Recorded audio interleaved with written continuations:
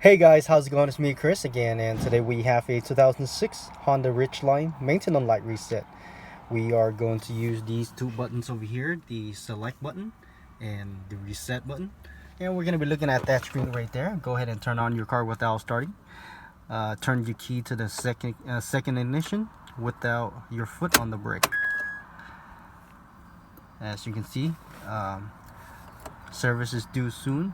Now, if you're not here, then go ahead and press the select button and click it until you find that service A due soon. Okay, now when you get here, go ahead and press that select button and hold it for approximately 10 seconds. 4, 5, 6, 7, 8, 9, 10.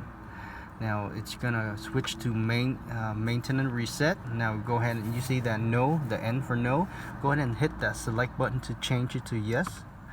Now once you get the changes to yes, go ahead and press the reset button once, and that is it, guys. Make sure you click that like. Thank you for watching, and I'll see you next time. Bye bye.